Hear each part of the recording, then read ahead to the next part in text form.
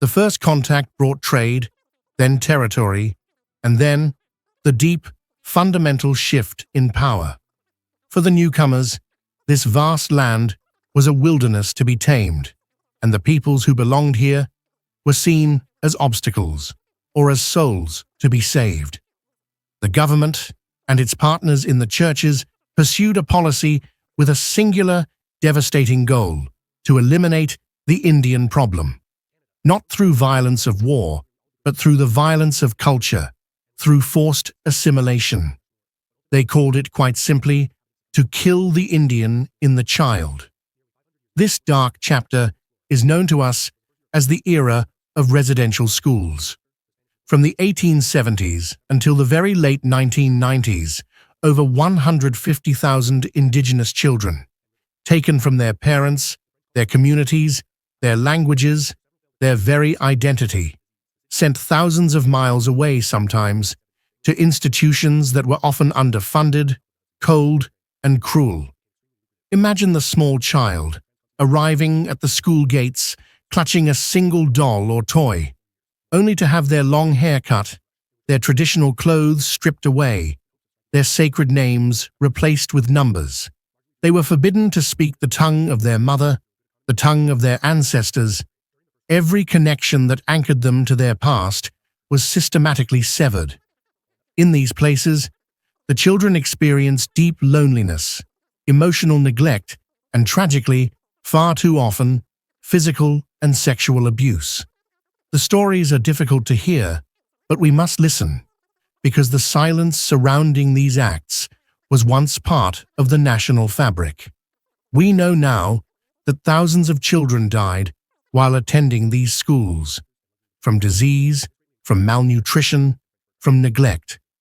Their final resting places, unmarked and often forgotten, have in recent years become painful, undeniable reminders of this human cost. The discoveries of the unmarked graves beneath the schools have shocked the national conscience, forcing us all to confront the full scope of the tragedy that was hidden in plain sight. The schools eventually closed, the last one in Saskatchewan in 1996. But the pain did not end. It flowed out, an inherited trauma impacting generations of families, contributing to crises in health, poverty, and cultural disconnection that persist to this day. This is the truth that binds us, the dark foundation that underlies our bright, modern image. And this is why the word reconciliation has entered our vocabulary. It is a difficult, demanding word. Not a single action, but a continuing journey. It means acknowledging the deep, painful legacy of the past. It means honoring the treaties that were so often broken, the original agreements that defined the relationship between sovereign nations. It means listening to the voices of the survivors, supporting the revitalization of Indigenous languages and cultures, and working toward a future where the promises of justice, equity, and self-determination are finally, genuinely fulfilled. It is the defining moral challenge of our time, and it belongs to all of us. The dream of Confederation was vast, stretching from sea to shining sea. But the reality was built on conflict, the clatter of rail, and the ambition of one man, John A. Macdonald. He saw a great dominion held together by a single, powerful spine of steel, the Canadian Pacific Railway. It was a monumental undertaking, demanding incredible sacrifice, and it was paid for not just with money and sweat, but with the rights and lands of the people in the West. As the track pushed westward, it collided violently with the rising nation of the Métis, a vibrant, proud people of mixed Indigenous and European descent, who had established their own culture, language, and way of life on the banks of the Red River. They saw their ancestral lands surveyed, fenced, and parceled out by an uninterested Eastern government. Their leader, a charismatic, complex man named Louis Riel, rose up to defend them, to defend their rights and to argue for a place at the table of this new country. The Red River Resistance led to the creation of Manitoba, a victory of a sort, but a fragile one.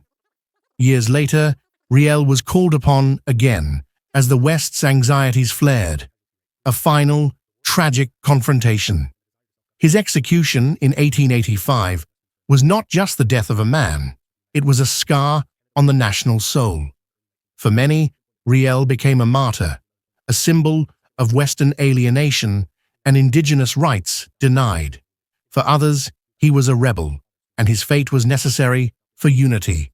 The question of who belongs and on whose terms was and remains the question of Canada. But the threat to unity was not only found in the prairies. A different kind of tension simmered in the east, in the heartland of Quebec. Following the quiet revolution of the 1960s, a powerful, dramatic awakening swept through the French-speaking province. It was a rejection of old structures, a rush into modernity, and a fervent re-examination of identity. The question was simple, and yet terrifying for the rest of Canada. Were they to remain a distinct society within this union, or should they walk their own path? The shadow of separation became real, manifesting in two seismic referendums, the first in 1980, the second, terrifyingly close, in 1995.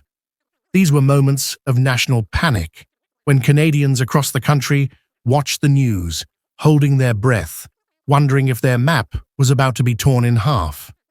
The arguments were passionate, the debates emotional, pitting history against economics, culture against pragmatism. The nation survived, yes, but the underlying tensions, the deep cultural chasm between English and French Canada, remains an indelible part of our story.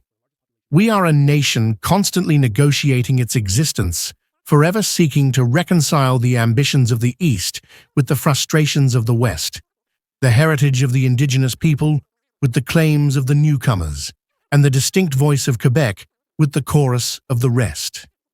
Music slowly transitions to a more martial, yet still restrained and solemn tone, preparing for the next segment on global role. This segment flows from the injustices of the past, Indigenous focus, into the political and cultural challenges of nation-building, directly linking Louis Riel to the ongoing debate about Quebec's place in Canada. For a young country constantly questioning its internal identity, the World Wars provided a terrifying, yet unifying crucible. When Britain declared war in 1914, Canada, still bound by imperial ties, was instantly involved. From the first days, hundreds of thousands of young men volunteered, driven by loyalty, by patriotism, and by a sense of adventure that the trenches would swiftly and brutally extinguish. The Canadian Corps was sent to the very heart of the conflict. The name that echoes loudest is Vimy Ridge.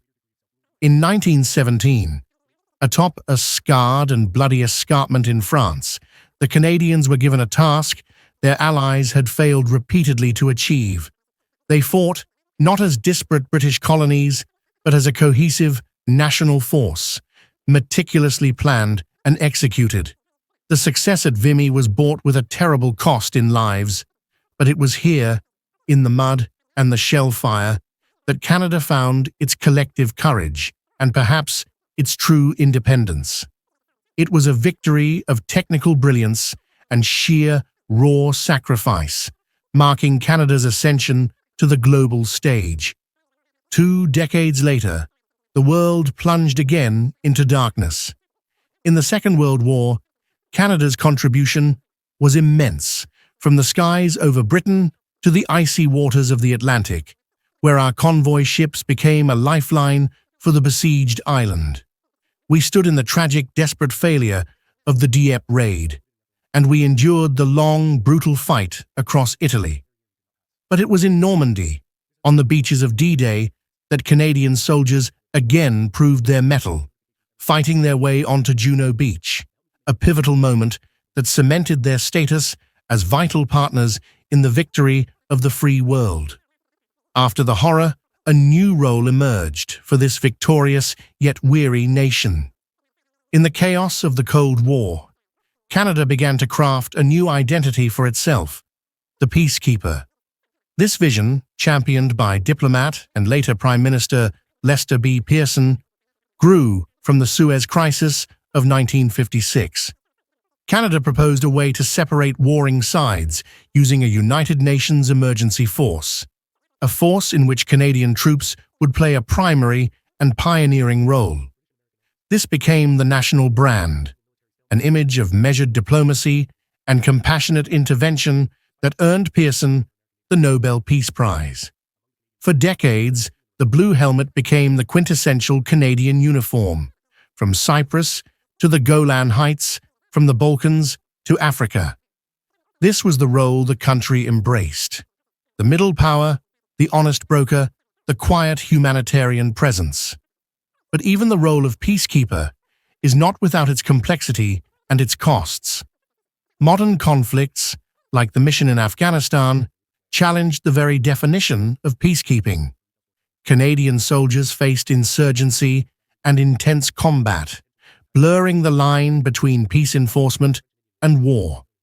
The burden of maintaining global order is heavy, and the simple, clean narrative of the peacekeeper has had to evolve, becoming more nuanced, reflecting the harsh realities of a complex 21st century world. Yet the deep-seated Canadian desire to serve, to mediate, and to defend the principles of multilateralism and democracy, that spirit, forged in the trenches of Vimy and the sands of Juno, remains a powerful, guiding force for this vast, ever-evolving northern nation.